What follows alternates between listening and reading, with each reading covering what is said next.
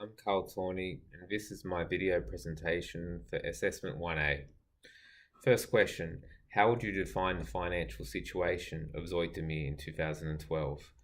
Overall, I believe the financial situation of the Zoetermeer municipality to reflect responsible financial management, with the majority of the program areas recorded as favourable, with lower actual costs than budgeted or high actual revenues than budgeted. The main program area of concern, in my view, is the city infrastructure area, for which it's possible that the municipality was dependent on project funding from the central government or from other finance sources.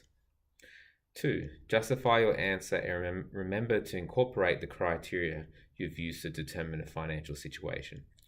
In spite of higher expenditures, the revised budget shows signs of improvement over the financial reporting period, whereby higher than forecasted costs and lower than forecasted revenues were identified in the revised budget.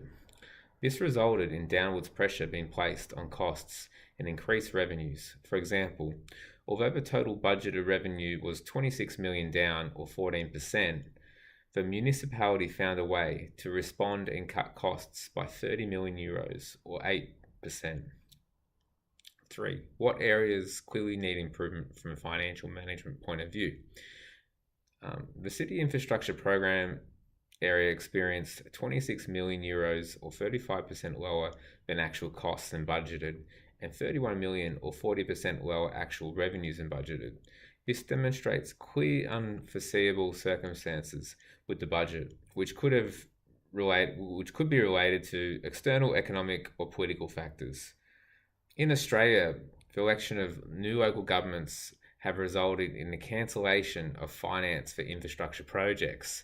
One major example is Melbourne's East West Link project. In my view, better long-term infrastructure planning and project governance would make it more difficult to cancel important infrastructure projects, which are more likely the reason for lower than budget revenues for the Zoetermeer municipality. 4. What activities can improve their revenue, and how would you specifically conceive improvements in that area? As referred to in the case study, many program areas have relatively low own revenues, so their private funding often comes from general revenue, e.g. the arts, culture and libraries program. To improve revenue for such a program area, an opportunity exists to leverage the value of fixed capital assets, such as art galleries, cultural facilities, and such, via revenue raising programs that better utilize these facilities. This could be used for major events, function hire, or private uses.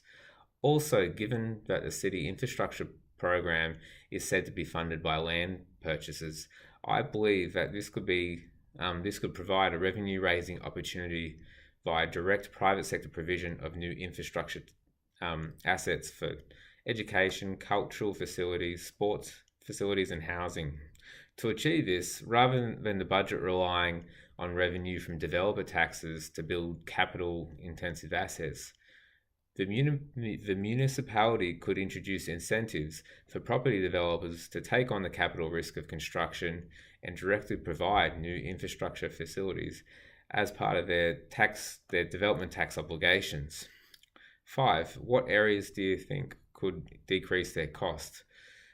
I believe the welfare and care program area has the highest costs. Subsequently, there could be an opportunity to introduce increased market competition to the process for awarding procurement contracts to suppliers of services such as cleaning, catering, refuse collection, payroll, and ICT for this program area.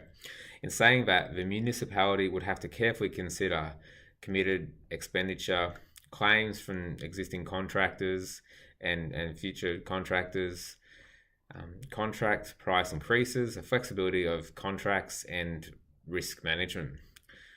6. What would you advise politicians in charge of the 2013 budget? In terms of changes to the 2013 budget, I would recommend the introduction of a public-private partnership program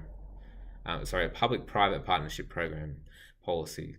that will target increased revenue generating initiatives for program areas with fixed capital assets that could be better utilised, improved revenue via direct private sector provision of new infrastructure assets, and reduce costs by introducing private sector market competition to the process of awarding procurement contracts to service suppliers.